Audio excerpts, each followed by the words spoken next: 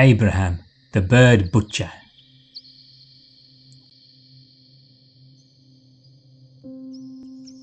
When the majority read the Quran, it is a matter of fact that the reading is understood through the myopic lenses of the scholars. Those in the know will have heard of Abraham and his 4 feathered friends who were chopped up, placed on separate hills and miraculously came back to life.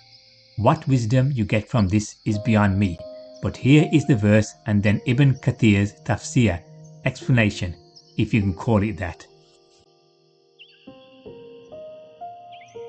And remember, when Ibrahim said, "My Lord, show me how you give life to the dead," Allah said, "Do you not believe?" Ibrahim said, "Yes, I believe, but to be stronger in faith," he said, "Take 4 birds, then cause them to incline towards you, then slaughter them, cut them into pieces, and then put a portion of them on every hill, and call them, they will come to you in haste.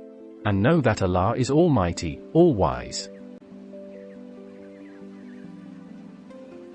Tafsir Ibn Kathir. Allah's statement, "Cause them to incline towards you," means, cut them to pieces. This is the explanation of Ibn Abbas, Ikrimah, Sa'id bin Jubayr, Abu Malik, Abu al-Aswad ad-Dili, Wab bin Munabi, al-Hasan, and Asadi. Therefore, Ibrahim caught 4 birds, slaughtered them, removed the feathers, tore the birds to pieces and mixed the pieces together. He then placed parts of these mixed pieces on 4 or 7 hills. Ibn Abbas said, Ibrahim kept the heads of these birds in his hand. Next, Allah commanded Ibrahim to call the birds to him, and he did as Allah commanded him. Ibrahim witnessed the feathers, blood, and flesh of these birds fly to each other, and the parts flew each to their bodies, until every bird came back to life and came walking at a fast pace towards Ibrahim, so that the example that Ibrahim was witnessing would become more impressive. Each bird came to collect its head from Ibrahim's hand, and if he gave the bird another head, the bird refused to accept it. When Ibrahim gave each bird its own head, the head was placed on its body by Allah's leave and power.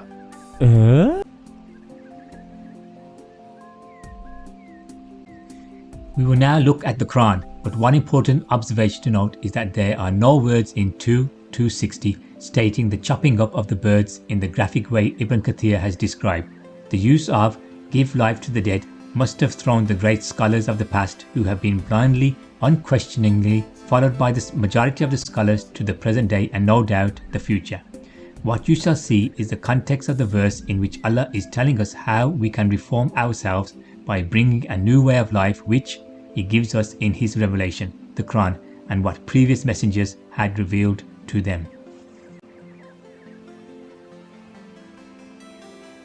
God is the protecting friend of those who choose to have conviction in Him and His laws. He brings them out of darkness into light, through the Quran.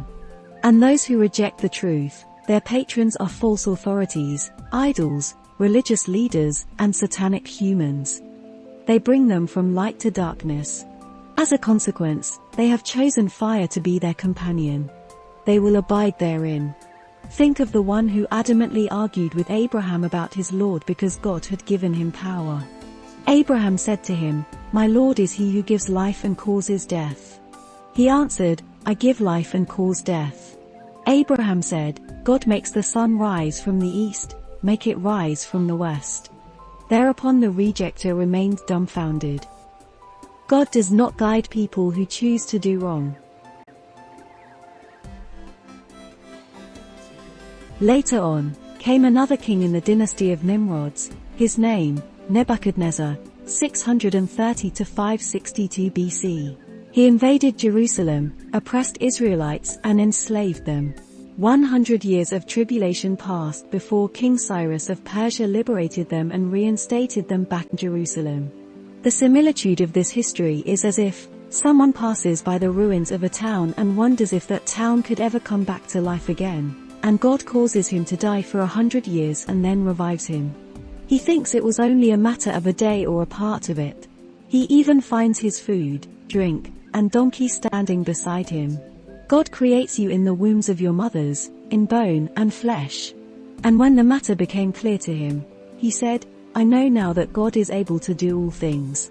God is the all-powerful designer of His laws, and He does all things in the universe in duly appointed measure.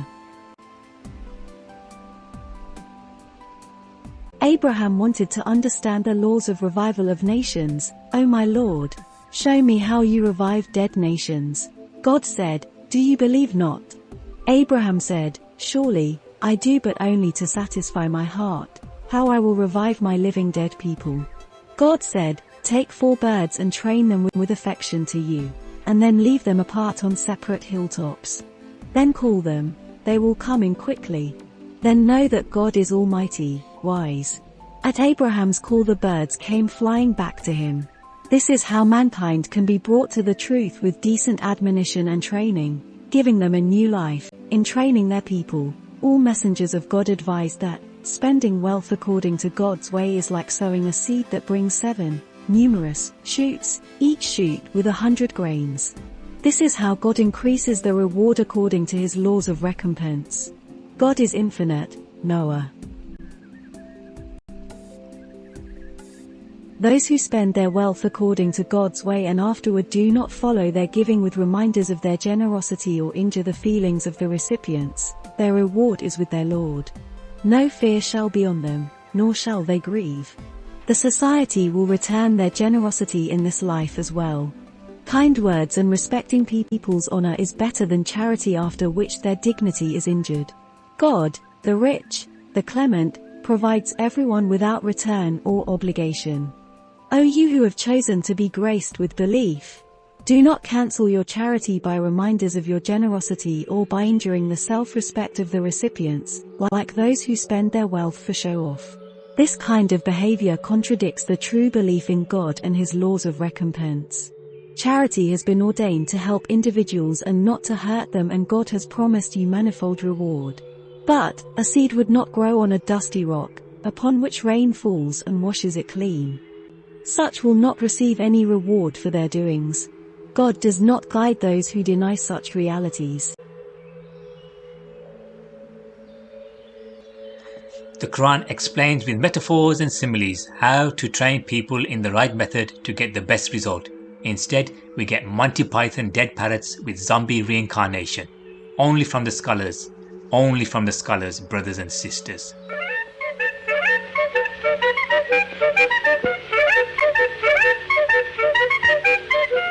Well, here's another nice mess you've gotten me into.